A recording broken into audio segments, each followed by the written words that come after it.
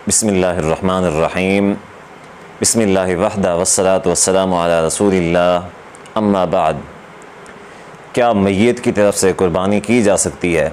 यानी कि जो फौज शुदगान हैं, जो इस दुनिया से रुखसत हो चुके हैं, उनकी तरफ से कुर्बानी करना कैसा है?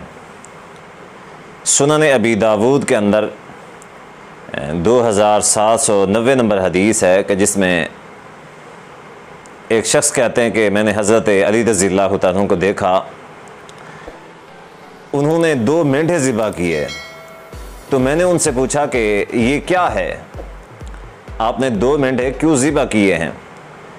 तो सैयदना अली रज़ियल्लाहु तआला अन्हु ने फरमाया, औसानी रसूलुल्लाह सल्लल्लाहु अलैहि वसल्लम आना उज़ही अन्हु फ़आना उज़ही अन्हु, कि नबी सल्लल्लाहु अलैहि वसल्लम ने मुझे वसीयत की थी कि मेरी तरफ से कुर्बानी किया करना। तो ये दूसरी जो कुर्बानी है ये नबी सल्लल्लाहु अलैहि वसल्लम की तरफ से मैंने की हुई है। अब ये जो रिवायत है ये सुनन अबी दाऊद की है और ये ज़ईफ़ रिवायत है, जिसकी वजह से लोग फौज शुदगान की तरफ से कुर्बानी करते हैं जिस दलील की बुनियाद पे, वो ये है और ये ज़ईफ़ है। इसके अंदर 2 रावी हैं कि जिनके ऊपर कलाम है।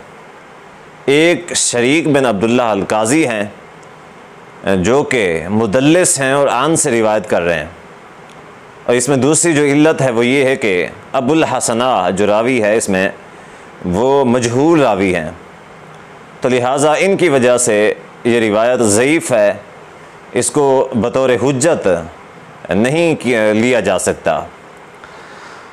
तो मैयत की तरफ से कुर्बानी करना कहीं से भी कुरान और हदीस से साबित नहीं है।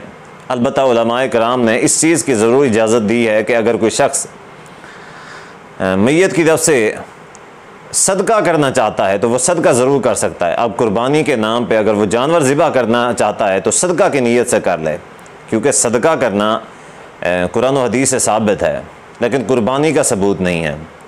तो उसको चाहिए कि वो सदक़े के नाम पे जानवर ज़िबा करे और उसका जितना भी गोश्त हो वो सारे का सारा जो है वो तकसीम कर दे अल्लाह के रास्ते में। तो अलबत्ता ऐसा ज़रूर किया जा सकता है। तो अल्लाह तबारक व तआला से दुआ है कि अल्लाह अमल की तौफ़ीक़ अता फ़रमाए। अस्सलामु अलैकुम व रहमतुल्लाहि व बरकातुहू।